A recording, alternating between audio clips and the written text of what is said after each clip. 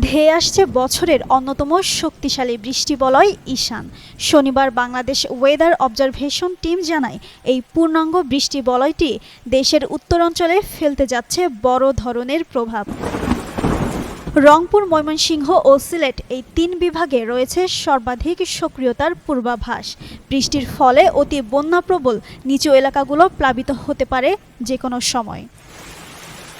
ঈশান হবে চলতি বছরের ১০ম বৃষ্টিবলয় এবং ৬ষ্ঠ মৌসুমি বৃষ্টিবলয়, যা রাজশাহী, রংপুর ও ময়মনসিংহ হয়ে দেশে প্রবেশ করবে এবং ৯ আগস্ট রংপুর দিয়ে বেরিয়ে যাবে।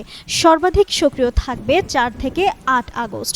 এই সময়ে দেশের ৯০% এলাকাতেই কম বেশি বৃষ্টির সম্ভাবনা রয়েছে।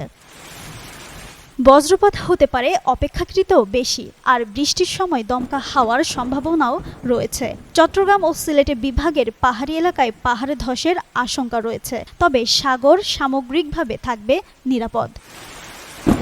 জিন্নাত আরা ঋতু, যুগান্তর নিউজ।